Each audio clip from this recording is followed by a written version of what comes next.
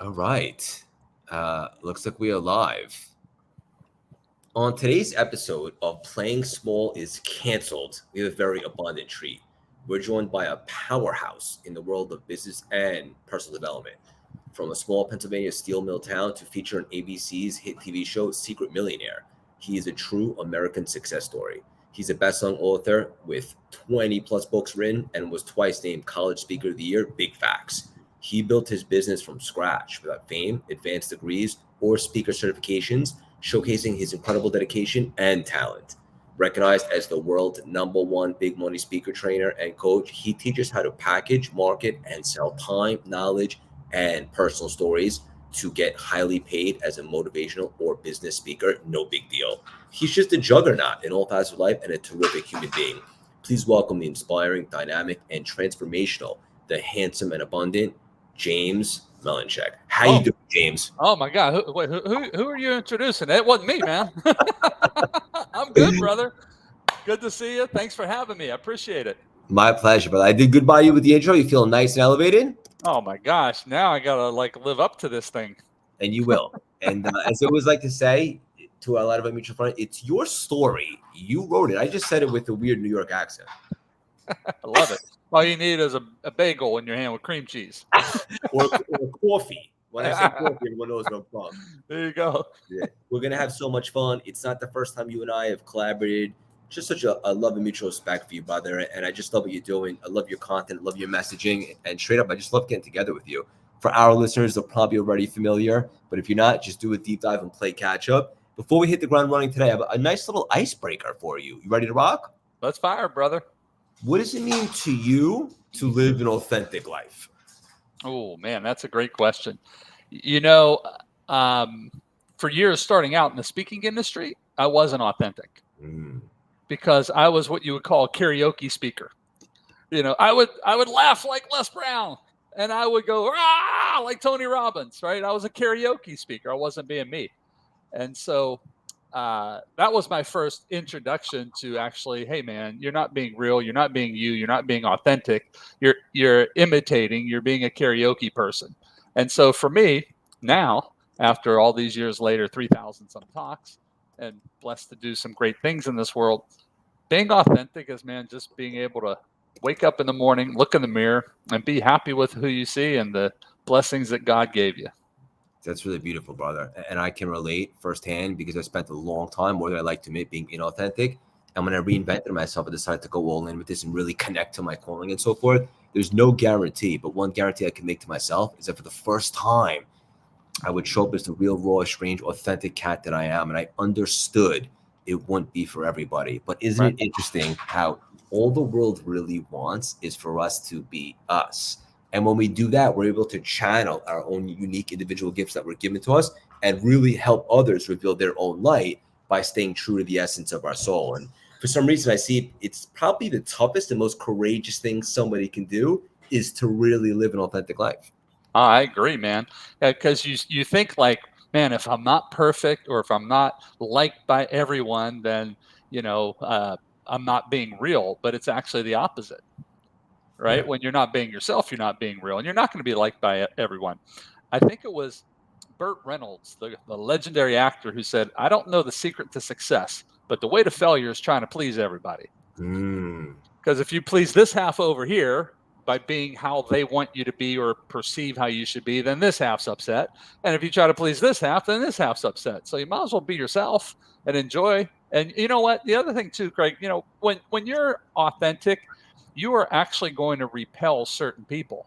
And that's beautiful because you don't need everyone in your world. You're not everybody's cup of tea, So uh, again, back to what you had asked originally, being authentic is being able to look in the mirror and being happy with who you are and who you see. And, John Wooden, I was blessed to have lunch with legendary UCLA basketball coach John Wooden before he passed away at his home out in California. And I love what he says, man. First of all, I thought we were going to talk about basketball for 5 or 6 hours, but I learned so much about life, so much about life, like all these nuggets. And one of the nuggets he shared that I just never forget. And by the way, I guide my spirit, and I guide my life by nuggets. These little take homes, these little Love nuggets. that. Same. Yeah. So I mean, it's I don't have these even my businesses. I don't have like robust business plans and pie charts and no. I got these little nuggets, these little rules I follow. Right. So Coach Wooden said, character is how you are when no one's around. Mm. So why would you change that when people are around? And that's what I think being inauthentic is. We change when people get around us, right? When you're different when you're by yourself. Well, that's your true authentic self. So why not be that way all the time? And by the way, when I was figuring out that I was inauthentic, if I had this puppy right here and knew how to reinvent myself and gave a formula, you came out 20 years too late with this, man. I needed it 20 years ago. I love you, brother. Thank you for doing that. Thank you for saying that. And I saw Jess, a community member, wrote in the chat, being anyone but yourself is exhausting. And I can Oh, confirm. And you know what else is? It's heavy.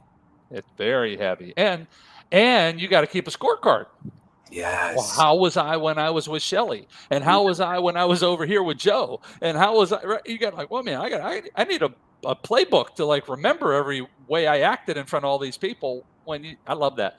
It's being exhausting. Yeah. Yeah. And for anyone that's like building a brand or putting themselves out there, instead of worrying about everyone, just maybe ask yourself, who are your people? Who do you want to be a hero for? And then just be all in authentically with those cats or that group of people, whatever the case may be. Something else that truly changed my life in the '80s was the movie Wall Street. Right? You're in New York. I'm sure you remember Wall Street, the movie. Gecko. Yeah, The Bud big Fox. Bud Fox. There is such a point in scene where he's on his bed. He just kind of made it. He's Gecko's right hand guy. He just buys this penthouse for 950, like bids way over, right? and so and like he's flying high, but then it starts to unravel like over a few months. And there's a scene where he's standing on his balcony looking at this amazing skyline, and he just says one line. He's like, "Who are you?" Like it was like he became this inauthentic human being that he now grew to despise. Because he lost himself. Lost himself. And it's easy to get lost in the fame, the celebrity, the money, right? The BS, the noise, the nonsense, the media. One of the worst things you can do is have people say how great you are because you start to believe it. Yeah. Right. And especially because we have a working around the clock 24/7 opponent in our mind, also known as the ego, that loves to feed you that stuff to really make you fall in love with yourself, right? And, Yeah. and yeah, and to not be humble and so forth. And so, specifically, things that you just mentioned, it's easy to give into the temptation, but also knowing that we do have an opponent, we have the opportunity to resist that and continue to stay in that higher consciousness and kind of stay even killed and do the right thing. Yeah, I know everyone has different spiritual or beliefs who might be watching this, but I love this line. I don't remember where I heard it. I heard it 20 years ago, but ego is nothing more than edging God out. Mm-hmm. So you just can't. I always remember this, and maybe this helps someone watching. But I always say, look, I'm just a steel mill town kid from Monessen, Pennsylvania, who did some things right. And we have a line in our tiny little steel mill town of about 6,000 people. You can take the people out of Monessen, but you can't take the Monessen out of the people. And I always thought it was kind of hokey when I was growing up, and I'd hear people say that. But once I kind of started succeeding, first as an athlete playing college basketball, and then some other things, I just always, then it clicked. I got it. And I always remembered that, right? Because I grew up with great parents. I grew up, never made a lot of money. Dad was a steel worker, mom was a lunch mother, but they were rich in things that money couldn't buy: Mm-hmm. wisdom, love, never missing a ball game. Right. My dad was actually a Division I college football official. My senior year, he officiated the Orange Bowl for the national championship between the Oklahoma Sooners and the Miami Hurricanes, and which meant he was one of the top 6 football officials in the whole country. And my dad retired after that game, so he would not miss any of my basketball games my senior year. Now, I want you to think about something. My dad, this was a dream of his, and he finally made it to where he did 10 years of Division I high level football from our tiny little town. He was kind of a big deal back in our town because, wow, Walter did it, right? And I just always remember that, man, that he retired at the height of his career because he didn't want to miss his son's basketball games. And he wanted to make sure that I remember this like it was yesterday. We played games on Tuesdays and Fridays. And every Saturday, he would take me to Burger King and get me a triple Whopper. Oh, So I never forget that kind of stuff. It helps me hopefully to remain humble and to remember where I came from, right? And that all the other stuff is just noise that yes. people say about you. And, so yeah, then I think that helps me to hopefully remain authentic is I just don't ever forget where I came from. And I'm always trying to help folks from our tiny little town who have dreams and goals if there's some way I can help them. It's so beautiful, brother. Just taking it made me emotional actually. I think about like stuff with my pops and just the little things. Yeah. And he was actually our little league coach. Wow. And so like if he used to challenge me to like, get hits and stuff like that. And if I did, I can get some more baseball cards. Or he'd take me to Burger King also. I get the chicken Sammy. I don't think I got Whoppers, something, and a chocolate shake. And I haven't thought about that in probably 15 years until you literally just, brought me back with that story. It's beautiful. And it has me thinking about what really matters most in life, brother. That's really beautiful. Yeah, like the other thing about my dad, I remember, man, my dad, he was a hard worker, man, 14 hours in the steel mill. Never made more than 29,000 in his whole career, but he was the hardest working man I've ever known. And Friday night, I used to love professional wrestling. I'm not Same. I talking. still do. Are you serious? Yeah. Yeah. Now I'm going to date myself. I'm going back to Bruno Sammartino. This was before Bob Backlund. I'm back That's in a the little before my time. superstar Billy Graham, Yeah, legends. the Wild Samoans. Oh, And so when they would come to Pittsburgh, to the Pittsburgh Civic Arena, which was about an hour away from our tiny town, it would be once every maybe 6 or 7 months, maybe once a year. There were times when my dad was exhausted. Get off work at 5 o'clock. The matches start at 7. We got an hour to go. And no matter how tired my dad was, nope, come on, got to go to the wrestling matches. And he never did not take me and my cousin, who was my best friend back then, to a wrestling match when they were in Pittsburgh. And those are things that you never forget. And hopefully you carry those little nuggets with you throughout your life that allow you to remain authentic and humble and try to give back and reach back and pull others and serve others. yeah. Amen, brother. That's beautiful. Love the alignment here too. I'm one of my biggest guilty pleasures is wrestling, WWE, and all that stuff. And I still love it. It's like my biggest guilty pleasure. I imagine you probably don't still watch, right? Oh, I still watch. Yeah. I like the legends though. I like the Rock. I Yeah. like Undertaker. Yes. Right. I like Triple the H. really good stories of people I who've like been there for long. Hogan. Yeah. Hogan. But wrestling has never been hotter right now. It's very popular. The Rock came Unbelievable. back recently. It's good stuff. Yeah. Yeah. Unbelievable. It blows my mind because I'm a big UFC guy. Ultimate Fighting Championship, Yeah, mixed UFC's martial arts. great. I'll be at the Conor McGregor, Michael Chandler. I just trained with Michael Chandler in January. He's fighting Conor McGregor, and No, I've been going for like 15 years. I love it. But it blows my mind because the most I've ever seen live at a UFC fight is about 20 some thousand. Yeah. And I look at wrestling and they're getting like 90,000 people for pro wrestling. Yeah. Well, power of a story. Yes. Look Yeah. at all those storylines, right? 100%. Yeah. Larger than life figures, all that stuff. So that's what we as entrepreneurs need to take away is you always have to have, and this is one of the things I always try to teach my coaching members, is you have to have stories for everything you do. Does every product have a story? Does every service have a story? Does why you got into business have a story? I mean, think about Steve Jobs, right? He had a story and a reason why he created every little product, right? So if we just model WWE, why is it so big and global and get so many people at these events? Well, it's the storylines. I mean, it trust me, it's not a real fight. I mean, if The Rock punched you in the head, you ain't getting up, No. right? So it's the story. It's a soap opera, basically. So I say that's what we have to incorporate into our business and our lives. And certainly, if you're ever speaking, you've got to I tell a bunch of stories when I speak on stage Yeah. because that's what connects with people. No, 100%, bro. This is beautiful. I love where this conversation is going. I think WWE is like physical theater. Yeah. And when you like anybody could speak essentially, but how do you really draw people in and pull on the heartstrings and take them for a ride and activate those emotions? Stories.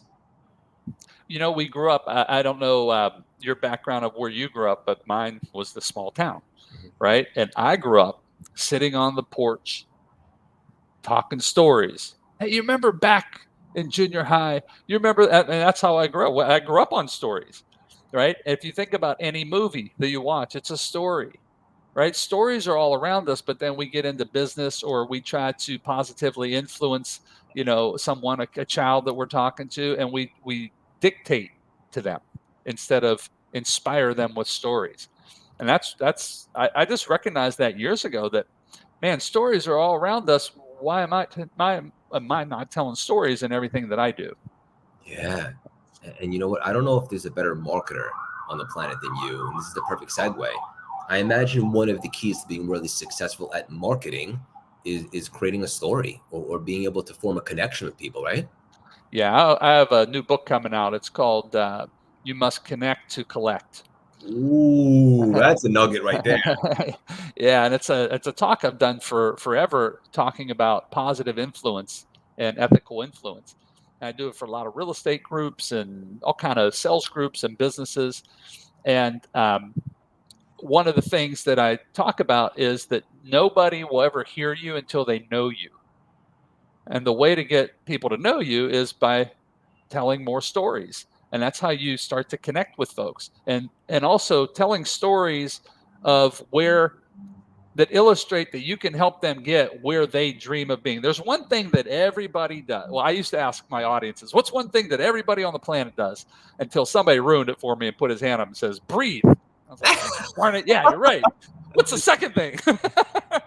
So I said, here's what everybody does. When you think about positively influencing and converting folks, everyone metaphorically looks out a window and dreams about a better place. We do it in all aspects of our lives.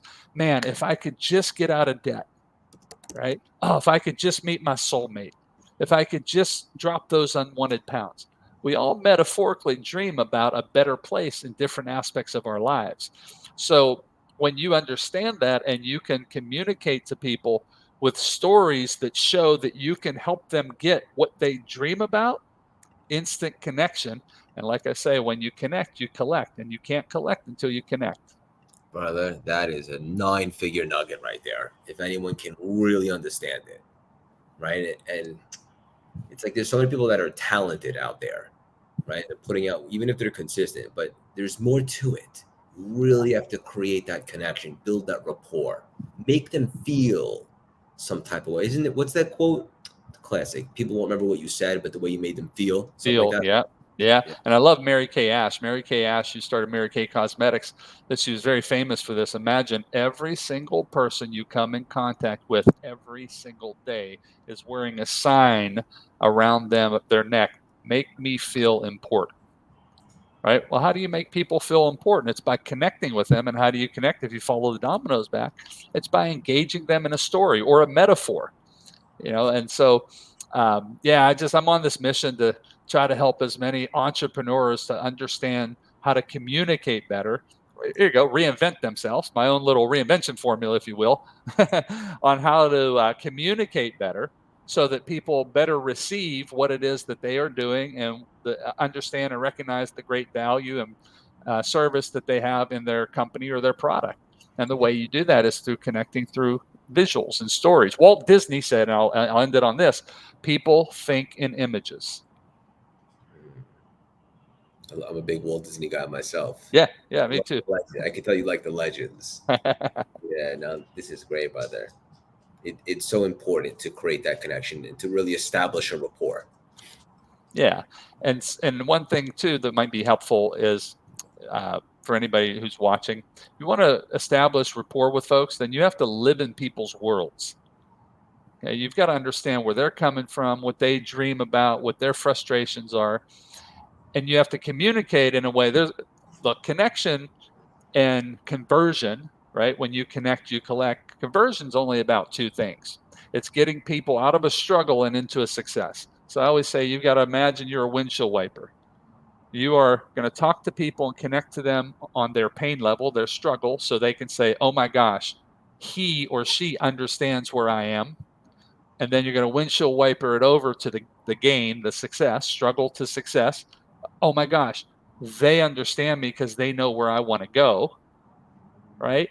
And if you can show them that, hey, I sort of got some ideas that will help you go from here to here, from the pain to the gain, from the struggle to the success, then you don't have to sell anybody anything. They instantly feel that. They feel you. They feel you understand them. They instantly connect with you. And they come to the inevitable conclusion in their mind that they want to move forward and work with you. You don't have to sell people with all this manipulation nonsense. So Just true. connect. Yeah, you connect effectively, they'll be asking you, how do I sign up? 1,000%. When I was on the Secret Millionaire TV show, it was a tough thing because they just kind of imagine ABC television picks you up with a crane, takes you and just drops you off in an impoverished neighborhood. You have no money, no credit cards, no watch, no cell phone. And they say, okay, you're going to live for the next week and survive. And so the reason I was on the show was I was supposed to volunteer for amazing organizations, find beautiful people who were making a difference in the lives of others. Nobody was to know who I was. I was living undercover, hence the term secret millionaire. And at the end of my time, I go to them and I say, hey, Craig, thanks so much for allowing me to come into your amazing organization. I think what you're doing here is beautiful and you're changing lives. I have to leave town now, but before I leave, there's something I haven't told you. And that was my one acting thing. They ABC, my one requirement was I had to pause after I said that. So here's my acting. You ready? There's something I haven't told you. Okay, I had to count to three. That's my only acting thing. They made me pause. Like I had to count to three in my head. And then what I tell them is, look, I'm not a struggling volunteer. I'm actually a successful entrepreneur. And I think what you're doing here is amazing. And then I open up my checkbook and I start writing them checks to further their mission. I had to write over $100,000 worth of checks. But in order to get to that point, I had to build massive rapport fast with these people. I had to live in their world. That's what I did. I chose to live in their world, understand them. What are their frustrations? I never talked about me. I also didn't want to talk about me because I had a contract that if I somehow messed up the show and released my name, that I could get sued for $2 million. Trust me, I don't want to get sued for $2 million for messing up the show. But so I just always, if they would ask me, so what about you, James? Where are you from? I would direct it right back to them. That's how we should be today anyway. That's how we should be. Remember this rhyme. If you want to build rapport and you want to connect with folks, when you meet someone new, they don't want to talk about you. Okay, there are certain primary needs when we're born and we come into this world that we all have as human beings: love, shelter, safety, security. As we grow through life, there are certain secondary needs that start to develop. One of those secondary needs is to talk about ourselves. Craig, you got it. I got it. I mean, we all have it. So if you understand brain based learning and neuroscience, that's something that we all have a need to do, remember this: when you meet someone new, they don't want to talk about you. So encourage them to talk about themselves. They will instantly connect with you. You can't refute it because it's brain-based learning and neuroscience. This is science. This is the way it works. They will instantly, the feeling will change just by letting them talk about themselves. They will instantly connect with you, and they will start to want to work with you and be around you more. And here's the funny thing: you didn't say anything about yourself. Unbelievable, brother. So that's what Connect to Collect is all about. Yeah, I love it. And the other thing you said before was from that lady. Imagine everyone has a sign on them that says "Make me feel important." Yeah. 1,000%. Well, when you ask people and you're genuinely interested in people, I love people, man. Yeah. To be like, clear, be genuinely interested. yeah. I mean, be genuinely interested. It's just so beautiful. Like the more people you know, the more I've learned some fascinating things from just talking to people on like a rental car shuttle bus, right? A guy at the coffee shop, just start talking and genuinely be interested. Amazing stories, but when you're genuinely interested in folks, they feel that, right? When you start to ask them questions, you get them talking about themselves. Ask their opinion. That's a great one. Ask their advice. How do you see what's going on in the world today? You just continuously ask questions. It's amazing how you will change. You can change the feeling. Conversion, by the way, is all about one thing: feeling. And you can shift somebody's feeling that fast based on how you communicate with them. And you just communicate by asking questions. And then if they share something with you, you tell them a story. That reminds me one time of, and boom, instant connection. And that they will instantly magnetically draw to you like a magnet. It reminds me of one of my nuggets from my NLP studies. It says you can make every single thing you do magical if you go into the correct state. Love that. Bring in the people, like me and you, bringing the other person into the correct state. That whole activity, that whole experience can be magical. Yeah. Yeah. No, I love it. And seriously, let's just take it down to a very basic level.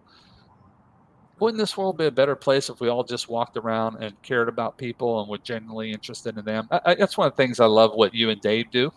That's what you guys do. You bring people up. You make people feel good. I was excited when Alex said, "Hey, you want to come back on the show?" I'm like, "Heck yeah, man. Hell yeah, whenever. Just let me know when you want me."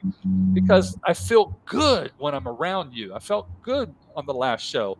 If we just all went around with the spirit of you and your buddy David Meltzer, the last time we were on, man, it's just a good way to live as a human being.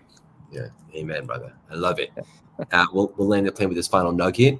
I know you talk about this often, and it's so powerful. What is something someone listening to today or that might catch a replay? What can they do to begin to think and act like a millionaire? Oh man, I think there's three things. Okay? I hate to say I boiled it down like I took all the success principles forever, including all the way back to the Bible, and I brought it to three things. Right? No, what I try to do, like I said, is create little nuggets for myself that's easy for me to remember and follow. And so we can be overwhelmed, right, with stuff in our lives with these success principles. So years ago, I said, well, okay, how can I boil it down to three simple things? So I created a triangle. Okay. And so at the top of the triangle, it's mindset. Now, I'm not talking about wishful pie in the sky thinking. I'm talking about deciding and changing the way you think on a daily, weekly, monthly basis. How does a 7, 8, 9-figure entrepreneur think? Not, hope is not a strategy. And I tried it, brother. I sat on that movie, The Secret, came out. I sat on the couch in a lotus position when my windows never opened up and not one customer walked in. Right? But when I started to think differently, think on a higher level, I always say you'll never go there in your business or your bank account until you first go there in your mind. Yep. Right. But that's not enough because we all hear that mindset, right? That's only first third of the triangle. The second is skill set. You got to go out and get skills, right? I can have the greatest mindset in the world about flipping real estate, but if I don't know how to do lease options, if I don't know how to do financing, if I don't know all the skills of doing real estate, having the best mindset in the world is not going to matter. But that's not all. So it's three things: it's mindset, it's skill set, and then number three, you got to get off your assets and get moving. Right? Like a lot of people shift their mindset, right? They play at a better level. Then they go out and get some skills. And then they take the stuff and they put it on the shelf and turn it into shelf help instead of using it as self help to change their lives. It's the law of Goya that's missing from The Secret, which is the law of get off your ass. Yeah, I love it. I love it. Yeah. Yeah. So for me, I think in order to really think and act like a 7, 8, or 9-figure entrepreneur, you've got to do those three things: mindset, skill set, get off your assets. Yeah. Perfect formula. It's easy for me to remember. Yeah. And by the way, I'm also preaching to myself when I say that. I'm not just preaching it to others. I preach it to remind myself to do those. Of course. Yeah. Before we wrap up, what are you personally most excited about right now? When's the book coming out? So the book is going to come out in the spring of next year. Heck yeah. Yeah. And I will tell you something I'm pretty excited about, and I'm hoping I can pull this off. I got a good shot. But I I'm trying to get. So I did some work years ago with Michael Jordan, and I'm trying to get Michael to speak at one of my friends' events next February. I can't say the friend because I'm not. You would know who he is, but we're kind of keeping it under wraps to see if we can pull it off. I was just with him at his company last week, and he just brought it up to me because he knew I had done some stuff in the past. He said, "Man, it'd be really cool to get Michael Jordan to speak." I said, I can take a shot at it. I'm still pretty tight with some of the folks. And Sonny Vaccaro, who the movie Air was made about, I've known Sonny since I was Great 6. movie. Yeah, great movie. Sonny's one of the reasons I got a basketball scholarship. And he's from Pittsburgh. He used to run an all-star basketball game called the Dapper Dan Round Ball Classic for high school All-Americans. He selected me to play in that game my senior year, and he's one of the reasons I got exposure. So so that's what I'm excited about right now. This literally just happened last week, and I'm like, you know what? When, not if, but when, because you always got to forward think and be positive. We pull this off, it will blow the self-improvement industry out of the water because Michael doesn't really do these things. Yeah, I know that. So Love it, brother. I'm pretty excited about it. I like the challenge. Of course. And when, not if. Very important to change a language in our head. Yes, sir. You got that right. Well, the way I look at it right now, I'm about to climb Mount Everest, but I'm not quitting, man. I'm gonna get up. You just keep adjusting. If a rejection comes, okay, well, how do we make it? So I'm strategizing right now on the plan I'm putting together for when I approach him so that he has to say yes. Yeah. And look, with no obstacles or challenges, there could be no expansion. Oh, I love that. Oh, that's good. Yeah. That's really good. No yeah, I love that. There you go. There's a nugget you gave me that I'm gonna start guide my life by now, man. This is awesome. I love you, brother. We'll land with this rapid fire, maybe 1 or 2 word answers, real quick. You ready for me? Yes, sir. Favorite movie? Oh, favorite movie. Oh my gosh. A Few Good Men. Classic. Okay. Your last meal on Earth would be? Filet and lobster. Oof. Love that. Or White Castle hamburger. Good one. I'm a Shake Shack guy, but that's still good. Or In-N-Out burger too. Can't go wrong. Favorite guilty pleasure? Oh man, vanilla ice cream. I could eat just tubs and tubs of it. Heck yeah. Favorite workout?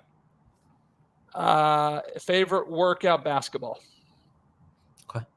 Favorite book, not including one of yours? The Bible. Great answer.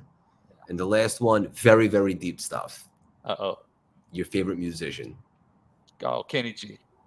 Love Kenny G. Had a chance to meet him one time, have some beers with him. It was a highlight of my musical life. I love it, brother. You're such a beautiful soul. Love you so much, brother. Thank you so much for stopping by today and dropping these priceless, juicy nuggets. I love and appreciate you, brother. I can't wait to meet you in person, man. I can't wait to give you a hug. I know, likewise. Thank you for having me. Thank you. Thank you, brother. All right, brother.